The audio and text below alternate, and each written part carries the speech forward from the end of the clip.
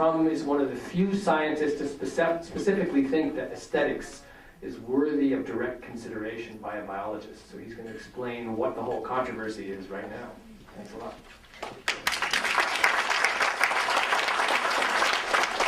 Well, first of all, thanks so much for the invitation, David, and exciting to be in this cabinet and to talk a little bit about the wonder cabinets of the birds, as we saw in all those bowerbirds.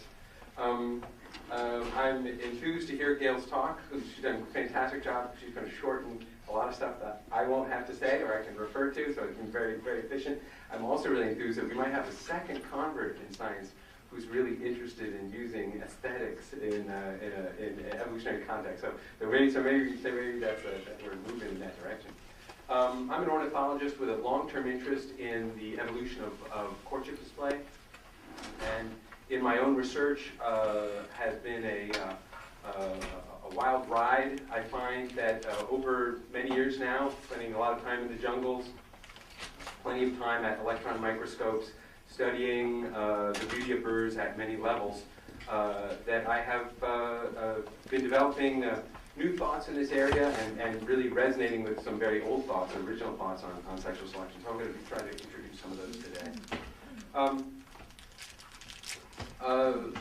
Gail did an excellent job of starting off with the conundrum that faced this guy, Charles Darwin. He looks worried in that photo, and I think that's the feeling he got after he looked at a peacock feather, the sickness. The fact is he had developed a powerful theory of natural selection to describe the origin of form and function in nature, and believed very strongly in it. But he was faced with some incredible challenges. And one of them was the obvious aesthetic traits, the beautiful things in nature that organisms possess that obviously have no function in furthering their survival. Like this courtship display of the Wayne's Parodia, a bird of paradise from New Guinea, filmed by one of my students at Scholes. Rather than merely sit on his laurels, the aging, older Darwin spent years in development of a new theory, and as he perceived, an independent hypothesis for another mechanism for the evolution of form, function, and design in nature, which he called sexual selection. And so, of course, sexual selection has two parts: the competition within one sex for control over access to the others, usually male-male competition, and mate choice, and usually, though not entirely, found within females. So we can have situations with mutual mate choice, or where indeed males are choosing among ornamented females. But it's mate choice, or the enactment of mating preferences, that Darwin hypothesized lead to the evolution of ornament in organisms. And Gail's doing a very good job of outlining that. What I want to emphasize is that Darwin's original language for this was extremely aesthetic. He described mating preferences as a taste for the beautiful, or as an aesthetic faculty. He described the traits that males evolved as having the power to charm the female. Now, over the decades, and over now almost more than 140 years, people have usually read those words as being dusty old Victorian language, right? A little too colorful. And indeed, Darwin's aesthetic enthusiasm in evolutionary biology is like the crazy aunt in the attic. We don't really talk about that. And then now we have this big bicentennial of Darwin, and I can find no particular writings that actually celebrate this aspect of Darwin's work. And it was a huge aspect of his work. He thought it as basically the final chapter of his work. In addition, another detail, this is more for the biologist, another aspect of his theory is that it was explicitly coevolutionary. That is, he believed that it was both the traits of the males and the perceptions, the preferences of the females that were co-evolving. They were entrained historically and evolving with one another over time. So in this quote, it says, "The male Argus pheasant acquired his beauty gradually through the preference of the females during many generations for the highly ornamented males. The aesthetic capacity of females advanced through exercise or habit, just as our own case gradually improved."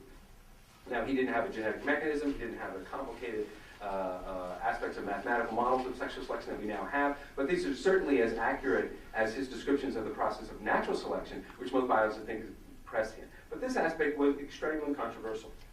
One of the things that was most controversial about Darwin's proposal was the idea that he was talking about sexual autonomy, the independent agency of female individuals to determine the outcome of mating as an evolutionary force in nature. Right? I still think that that's an incredibly radical idea, and I think that the aesthetic mode of thinking about sexual selection is one that will bring that back to the center of science and to explanatory power. Of course, the notion of sexual autonomy as an evolutionary force was well, it was highly criticized immediately. People thought animals could not make these choices. There were even some blatantly misogynistic criticism at the beginning that, well, women will want one thing 1 minute, next thing another. How do you ever get to the peacock's tail by any such process, right? And sort of the Brownian motion of the female mind hypothesis, right? Indeed, the antagonism to Darwin's, this hypothesis of Darwin was immediate. His main agonist was Alfred Russel Wallace. Alfred is famous for having killed the science of sexual selection for about a century.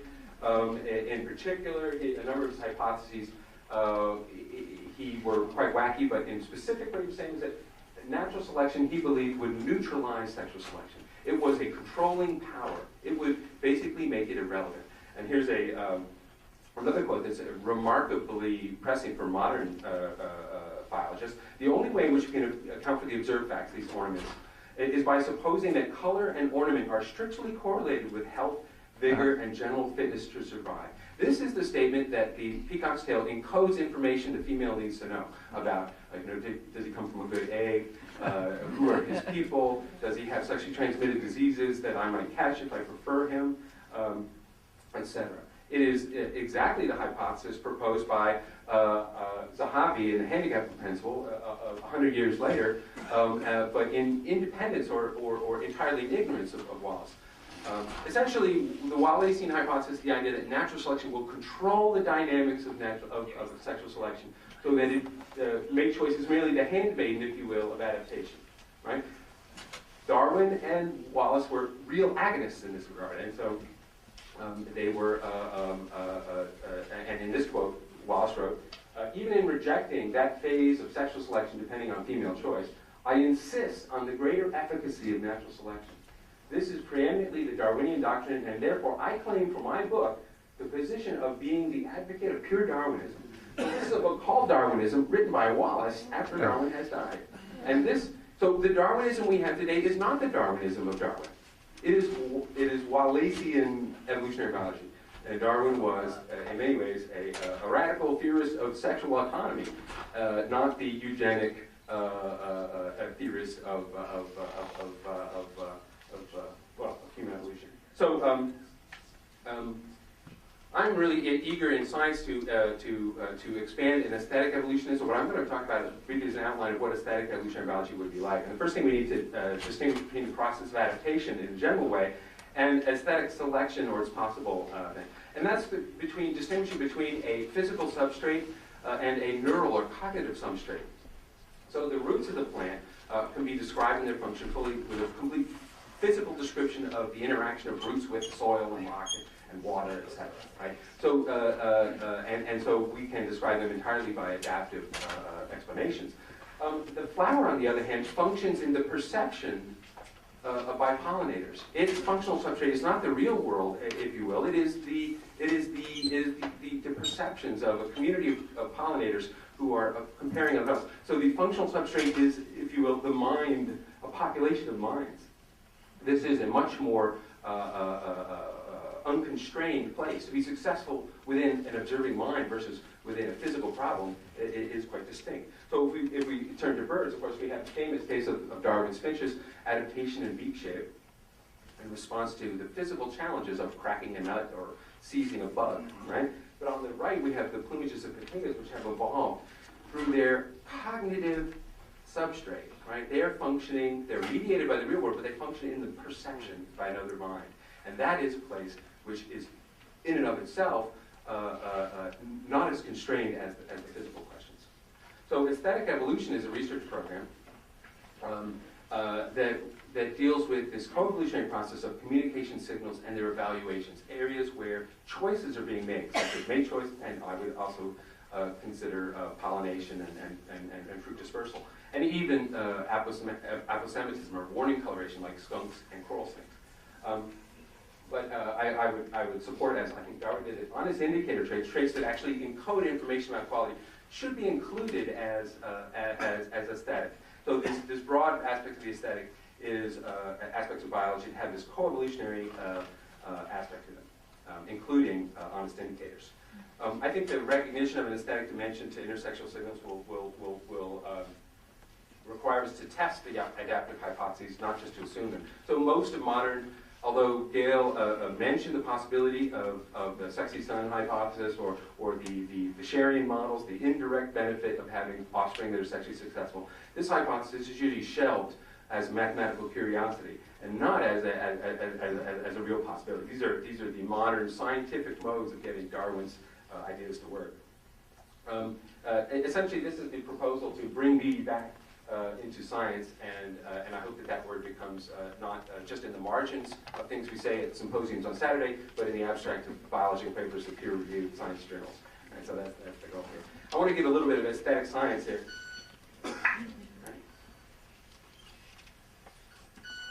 Studying aesthetic science means understanding that beauty is not only skin deep, right?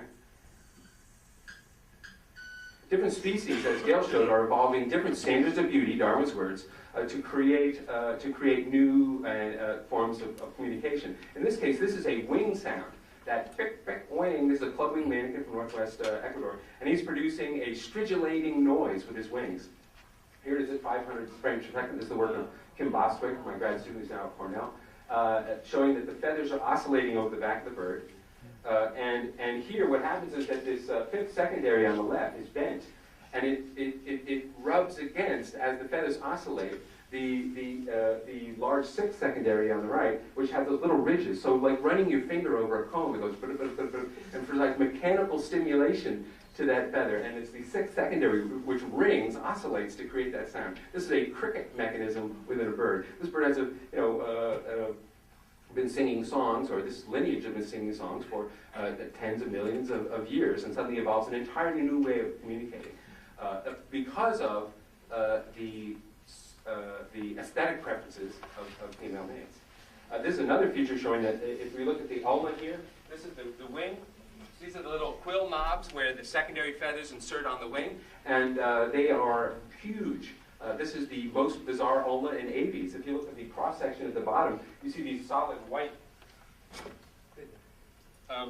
These forearm bones have been hollow since Tyrannosaurus rex, right? These are the only solid ulna, radius and ulna in all of birds, right? And they are solid because those bones need to be so solid in order to support the wing feathers that allow for that thing to come. So here is, within a single unique species, we have an aesthetic preference by females that result in a novelty that is unknown in all babies. Another aspect of our research that's aesthetic is on structural color. These blues of the Catena and the bluebird are actually structural colors. They're made by nanostructures. These are protein and air bubble nanostructures within those blue feathers. It's light scattering off of those blue feathers that create the colors. And we're actually using X-ray scattering data from Argonne labs in order to study. So we have material science support for research on aesthetics. But how do they grow them? In order to make this blue color, those little air channels have to be just the right size and shape in order to make it. If it's approximately 5 or 10 millionths of an inch different in size, you get a different color, and you are either not preferred, leave no mates or leave no offspring, or you're the best new thing in town and the whole species evolves in that direction, right? This process of the evolution of different norms of beauty is extremely dynamic. But now we have an engineering problem. How do they grow this stuff?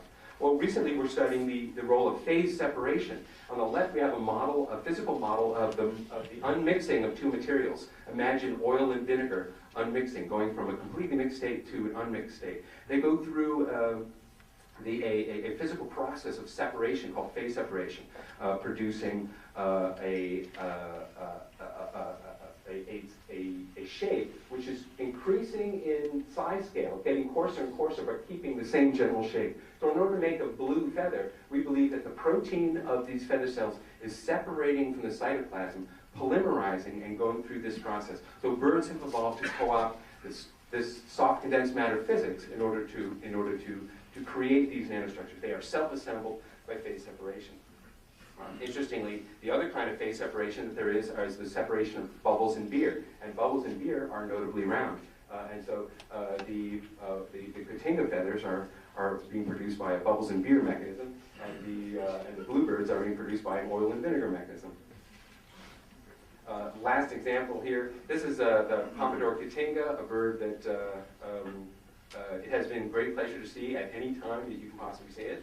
It is a deeply purple bird, and it turns out that this deep purple is made with 8 different carotenoid pigments.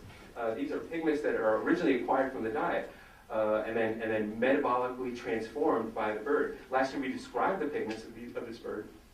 The top 2, number 1 and number 5, were previously known. All the other molecules are entirely new to science. They've never been seen before. There's about 300, 400 different carotenoid molecules known, but these have never been seen. The closest thing are actually in purple sponges. So what we're seeing here is the way in which the birds have evolved to modify these molecules by putting methoxy groups here and changing their...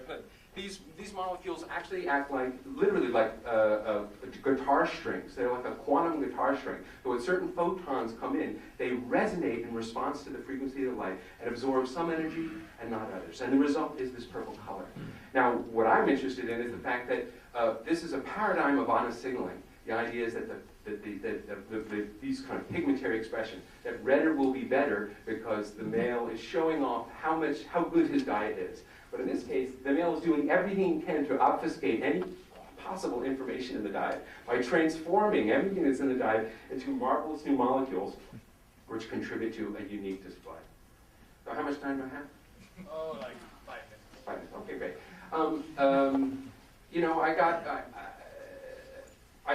I started becoming interested in beauty as a scientific concept, I decided to start reading in aesthetic philosophy. I figured, hey, there's people in the academy who have spent, centuries, millennia thinking about beauty and art.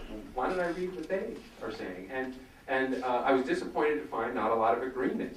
There wasn't even agreement on how to approach any or most of the fundamental questions. And indeed, I found that beauty is a topic that many academics who study the humanities are alienated from. And I found this quite sad because I'm surrounded by and study the beautiful objects, and it's a very fundamental part of my work. But I know curators who work with ravishingly beautiful pieces of art, whose entire academic careers are not focused on that fact, or sort of on ignoring that fact. I think that's quite sad. And I think that what I'm hoping to propose, so what I ended up doing was trying to have heretical notions that there might be contributions from biology to the study of aesthetics in humans. And so I'm currently working on developing and not getting published yet in various philosophy journals, work on coevolutionary aesthetics. And that is where I propose essentially that art can be defined as a form of communication that co-evolves with its evaluation. This refers, it's very shorthand, I can't describe it well, but basically refers to the entrainment of production and choice. Right? And that this is characterized, this process could occur in a genetic mechanism, as we see in birds, or a cultural mechanism, as we see in human cultures, or even in many birds that learn their songs. What this means is that many forms of bird song, plumage, flowers, fruits, insect communications are biotic art. Right? This means as well that there are a myriad of biotic art worlds in addition to the multiple human art worlds.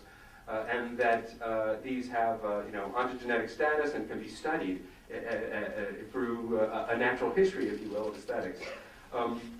Lastly, I think that, just as we see that in the history of cosmology, our own understanding of the universe, the more in which we move human beings outside the organizing center of knowledge, the more our knowledge improved, right? So when humans went at the center of the universe, right, the Earth and everything rotating around us, then we didn't actually know a lot. And as soon as we got them out of the organizing center, we started to improve our knowledge. And then it turns out the sun isn't even the center of the universe. It's just a random place in the middle of a random galaxy, right?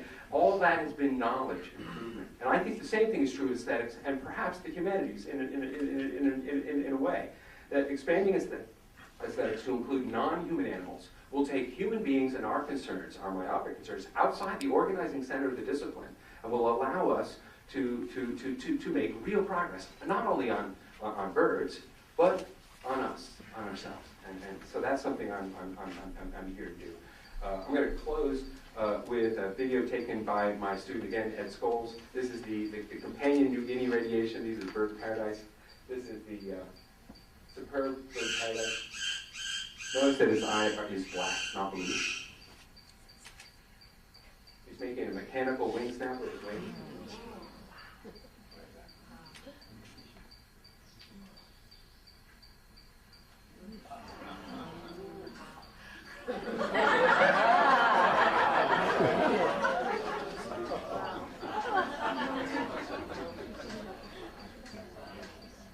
So here we have the same thing that Gail noted,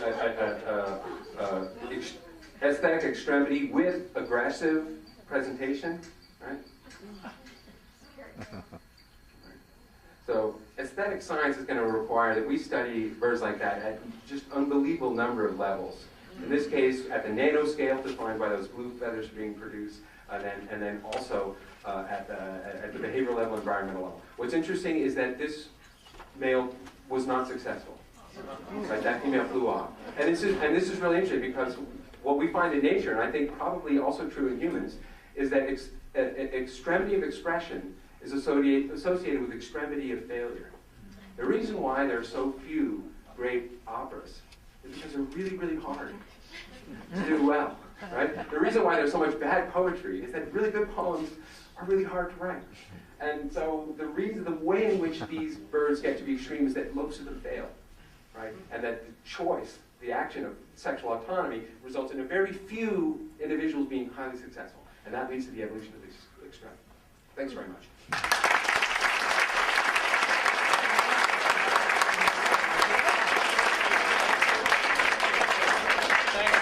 We've got time for some questions here. Great, and I am really hard of hearing, and I had one accident this week where I lost my hearing aid, so anybody who speaks has got to like yell out to me or hand him a microphone. Yes, ma'am. I'm really interested in your idea about the aesthetic within the bird displays and the aesthetic of art. And there's a lot about how art works for us in terms of how our eyes move around from painting, for example. Like if the eye hangs up in some place, it doesn't keep moving, that's not satisfactory. If there's too universal a look around the painting and nowhere focuses, that's not satisfying. So just Gail's following the eye would be interesting to compare, with what we sort of think generally of basic paintings. Certainly, I think that there's an important layer of cognitive science here. Most of that's been applied as a constraint. Like people find this attractive because we're attracted to symmetry. I think that mostly is not very explanatory in terms of describing the diversity of art. But these sorts of things are another layer that's going to be very interesting. Yes. I thank you very much. Louder, please. Yeah. Yes, I thank you very much for this. Oh, now I think it will work, right? And thank you very much, third time, for this highly interesting talk. And from my side, just a small remark in regard to the relevance of aesthetics for Darwin. There is a lot of research done from art historians and people from cultural sciences in regard to that, and a lot of books are published mainly in the UK. And in regard to what you said with your last example on the failure and expression, I think what we need to keep in mind, and what Darwin pointed out with his last book, which he wrote after the descent of man and the origin of species, is the expression of the emotion in animal and man. And he pointed out that we will never understand the aesthetics of beauty if we don't understand that a certain kind of habitus plays a significant role where emotions, and with that what kind of aesthetics is going on here, which is not necessarily related to beauty or to art, but to a kind of expression of an emotional engagement, which makes it, first of all, that the sexual selection would happen. One of the reasons why Darwin put that in his second book is because it really didn't fit in with sexual selection. Most of the emotions he was talking about were outside the context of intersexual interactions or others? Yeah, in the back, sir. So shouldn't we make a distinction between beauty and art? I mean, certainly just because something's appealing and has gratifying design, that doesn't make it art. So I think that we're not addressing that distinction. Yeah. Deschamps' urinal, we wouldn't necessarily be attracted to bucking, So, Yeah, well, I've got a lot of thoughts on that. Maybe we hit it on coffee. What can I say right now? I think there's great examples from biotic art where the valence, if you will, is different. So a king snake, a coral snake, right, which is vividly repulsive. That's a very venomous snake, or a skunk. They're repulsive to animals, right? So this is art that because those signals co-evolve with their responses. These are forms of biotic art that are not beautiful. Right, so nature doesn't just do beauty; it does all this. This co-evolution process can arrive at other kinds of expression. I think they distinguish well between what is beauty. That's one form of aesthetic function or aesthetic property that co-evolves in an art world versus another. It can be attractive. I think that's probably the best description of beauty. That someone who's engaged in it wants to maintain that engagement. It can be repulsive or have, birds don't do irony, I don't think. But perhaps, as David mentioned in one of his books on bird song, there are birds of Europe that mimic other birds. But when they mimic, they are mimicking songs that they heard on the wintering ground in Africa, right? So they're bringing bird culture from Africa, migrating up here, and then in the marshes of Europe singing bird songs, African bird songs. Now, do the females hear that? Are they nostalgic and thinking, wow, I remember when in Uganda, that was great, I like that. I feel comfortable with that sound, right? What is that? Are they having a kind of aesthetic experience that we don't know only because we can't communicate with them, not because we're certain that that's not possible. Yeah. I just wonder, is it possible that beauty and art and science can be related to the interrelationship of movement? Like, for instance, if you would think of nature, that nature really is the movement of the wind, the movement of light, etc. So, could that not be related to the movement of the relationship of for example, the courtship of the birds and all other relationships. So I am a visual artist and an educator, and I have worked with kinetics and movement in art, such as light and sound and sculptural objects. And I think that would be very interesting to these birds are I know the birds have many other examples outside of them, but they are, I think, they're manipulating art or light in complicated ways with nanostructures that are evolved to create colors or brilliance or darkness. In this display, one of the notable things is that whole area around the blue happy face was made of nanostructures that are incredibly flat black, right? And so here we have the coordination of movement. We have muscles that have evolved to erect the feathers. The feathers have to be of certain lengths. We have exquisitely flat black and an exquisitely saturated blue photonic colors being made, all in that one thing. And of course we have there are thousands of species that do maybe not such elaborate but similar states. You're great, thanks. Thanks a lot, Rich. The aging, older Darwin spent years in development of a new theory, and as he perceived, an independent hypothesis for another mechanism for the evolution of form, function, and design in nature, which he called sexual selection. And so, of course, sexual selection has two parts: the competition within one sex for control over access to the others, usually male-male competition, and mate choice, and usually, though not entirely, found within females. So we can have situations with mutual Prum is one of the few scientists to specifically think that aesthetics is worthy of direct consideration by a biologist. So he's going to explain what the whole controversy is right now. Thanks a lot.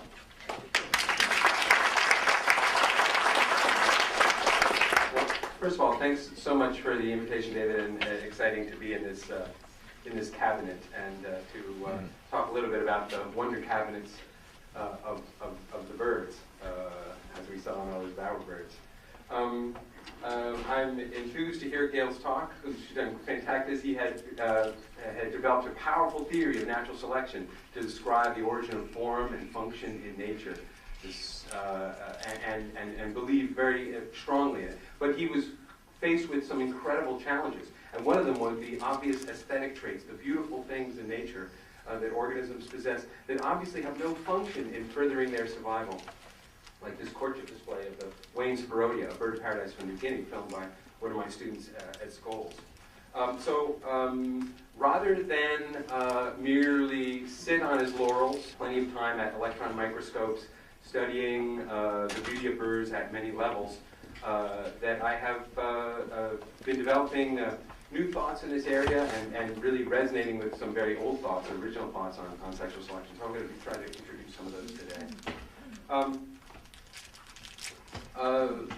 Gail did an excellent job of starting off with the conundrum that faced this guy, Charles Darwin. He looks worried in that photo, and I think that's the feeling he got after he looked at a peacock feather, the sickness. Fantastic job. She's going to shorten a lot of stuff that I won't have to say or I can refer to, so it's been very, very efficient. I'm also really enthused that we might have a second convert in science who's really interested in using aesthetics in evolutionary context. So maybe that we're moving in that direction. I'm an ornithologist with a long-term interest in the evolution of courtship display, and in my own research has been a wild ride. I find that over many years now, spending a lot of time in the jungles,